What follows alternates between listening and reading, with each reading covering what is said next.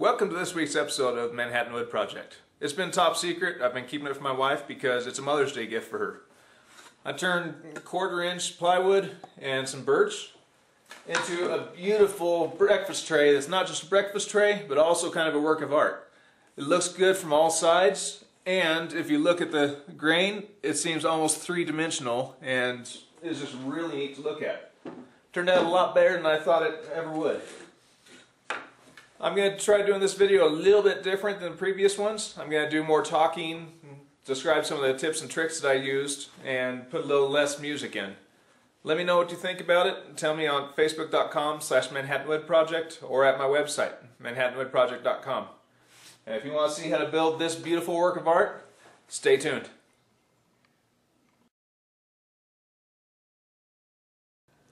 One good way to tell what wood's going to look like when it's finished, if you use an oil finish or something like that, is to put a little bit of alcohol on the wood. It'll darken it up, kind of give it the wet look, and you'll be able to figure out what it looks like a little bit later. I have the table saw set up so I can start cutting the rabbets in the frame edges. What I'm going to do is I'm going to push this through, make one partial cut. The table saw blade itself is only about 1/100th of an inch thick, so I'm going to have to scoot this over another 80 thousandths or so, another 90 thousandths, and then make a second cut right next to it. It's already set to be about 3/8 of an inch deep, cut about halfway into the wood, and about 1/2 an inch from the fence here.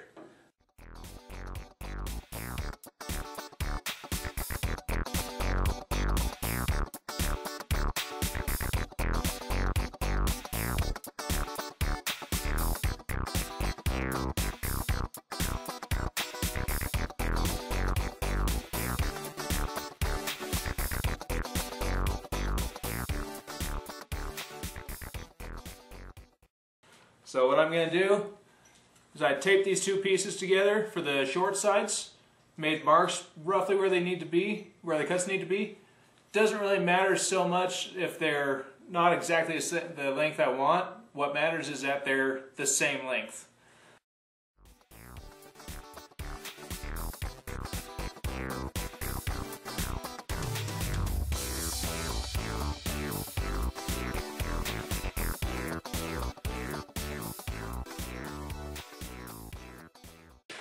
It's always a good idea to use a spare piece of wood, same stock that you're using to test your different setups.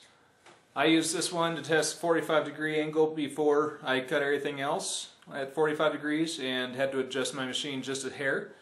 Now I was able to use it to test the roundovers, and here's the profiles that I got. It's also a good thing to know some of the quirks of your machines. If you check here, you can tell that there's a little bit of burn mark. The reason that happened is because I went to go put that on in the middle of the piece and held it there for a fraction of a second and then started moving. And just holding it there caused that little bit of burn.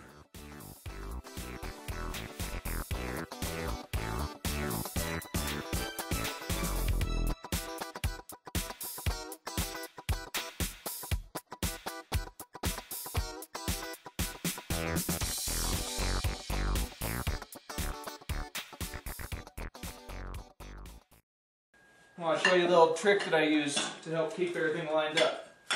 You already saw the band clamps, which worked very well.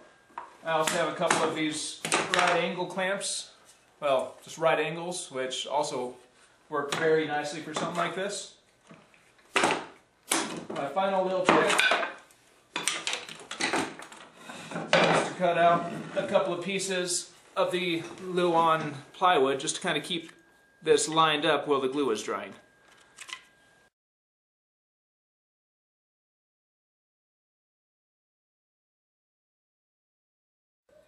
I have my table saw set to cut a piece of the 2 by 4 foot Luan plywood right behind me over here. I'm going to cut it into a piece that's 21 3/8 inches wide. The way I got to that number was the dimensions. The long dimension on the inside is 20 7/8 inches. The rabbets are cut 3/8 of an inch deep.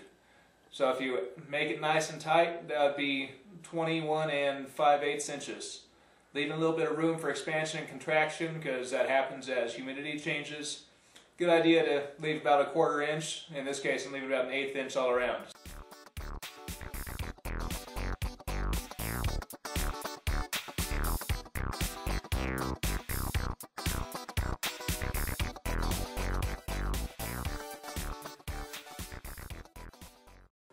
I've cut out the piece of plywood that I need for the frame. I made it about a 1/4 inch undersized altogether on both sides. That way it'll allow room for expansion and contraction. Before I put that in, I don't want that tray bottom kind of wobbling around. So I found some filler rod, just little styrofoam plastic stuff. I cut a couple pieces of it in half. And what I'm going to do is kind of shove 2 ends carefully into one side here, and then one into one of the tall sides. And when I do that, I can very carefully put the tray bottom in place, and then I can put the final piece across the top.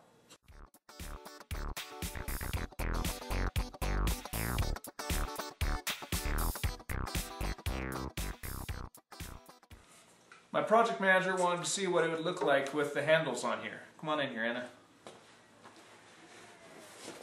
So we went through it together, figured out where to put the holes, figured out that we wanted it about halfway down, right about here on both sides. With that, she should be able to carry it just fine, right? Yep. Alright. So we drilled out the holes for those, but we're not going to attach that until the tray itself is finished. Now I really like this, the way this looks, especially with this little piece of knot here. It just gives it some character. It's much better than the back side. I just don't like this color. So very carefully I'm going to put this in. I'm going to try and keep from rubbing the piece of styrofoam that I put in there out.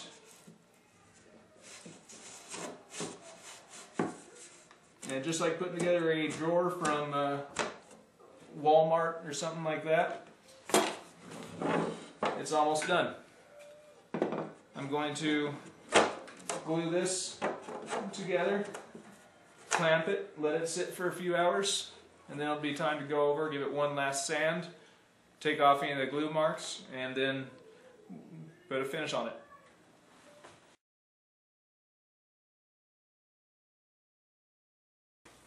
So our tray is looking good. Now it's time to finish it.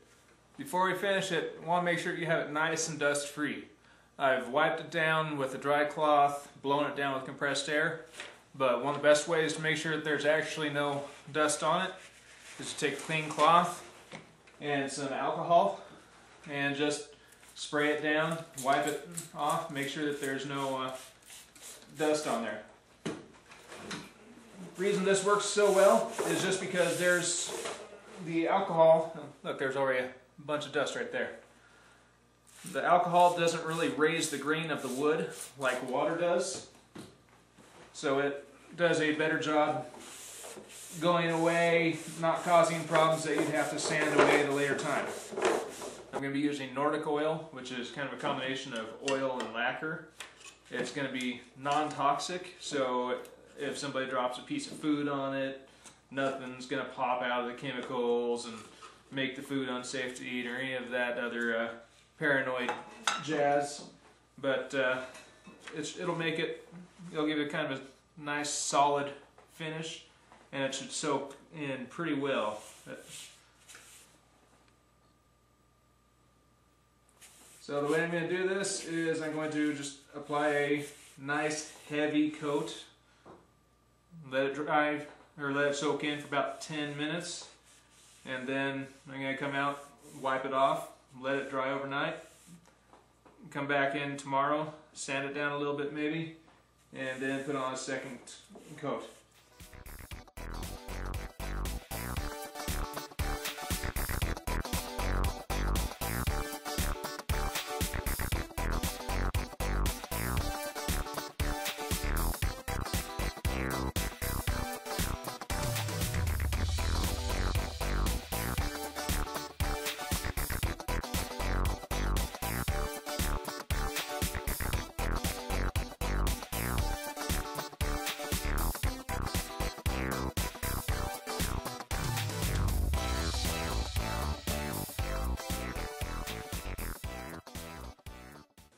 Now, one last safety precaution, this oil, from what I've read, it is possible for it to decompose and actually ignite.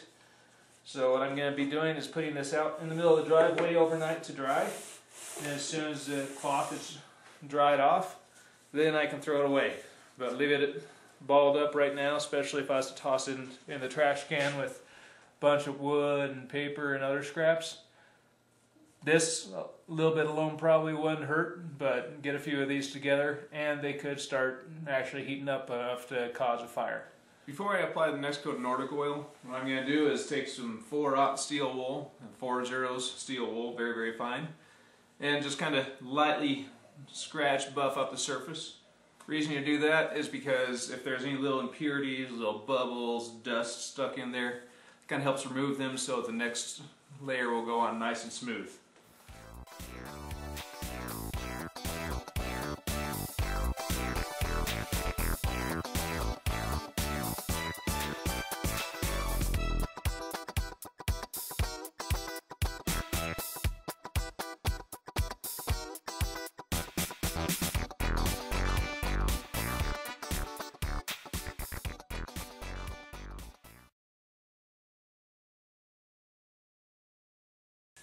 Now on to step 84 of this project. I've already put on 4 coats of Nordic oil finish, let it dry. Looks really good right now. Kind of buffed it out a little bit with the steel wool. Next I'm going to put on some paste wax. I'm going to put on a couple of coats of it. Between each coat I'm going to buff it real well. It's going to add to the water protection and also just give it a lot more gloss.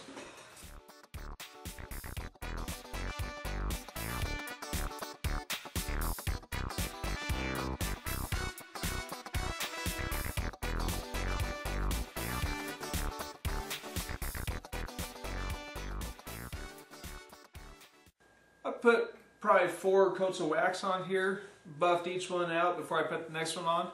And I actually cheated a little bit, got my hot air gun and went in and melted the wax again that was on the plywood bottom on both sides of it. By doing that, I helped the wax get a little bit deeper in the pores, helped it kind of fill in the grooves a little bit better, and it made it really nice and smooth. It's not perfectly smooth yet. It would take a bit more wax to do that, but it's good enough. Now it's time to buff it out and see what kind of a finish I have on this. With luck, this will be the last coat that I have to do of anything to this.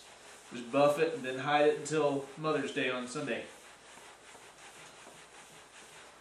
At least on the bottom, that is looking beautiful. If you can see the shine difference. I did it right in the middle. Let's take a look at the side over here, see what the finish is going to look like.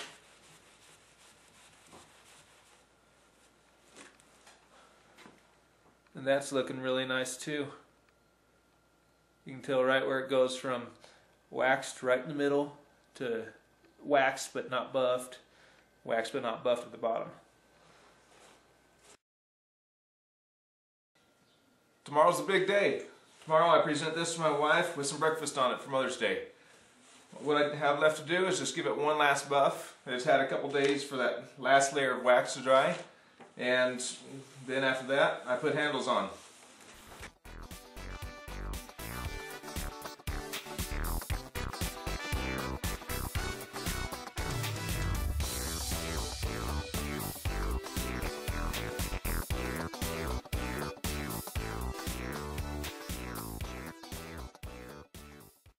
It's time to attach the handles.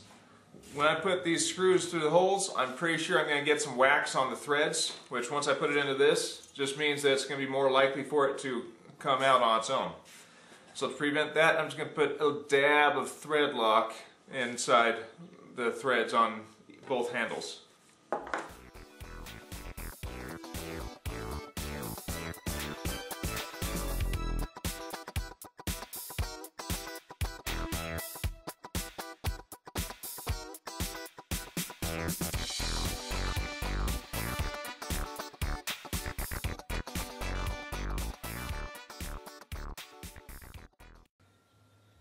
And this project is done. My wife is absolutely going to love receiving breakfast in bed tomorrow morning, Mother's Day, on it. And the best part is that the Lowan plywood, which I didn't like the way the bottom looked, that actually turned out to be a really gorgeous dark color with nice grain pattern. So I'm going to have to work that into another project. But until next time, visit us on facebook.com/ManhattanWoodProject and at manhattanwoodproject.com. We're going to have videos, pictures, directions how to build this, and many other projects. And I try and put up a new video every week or two. So thanks so much for watching, and I'll see you on the next project.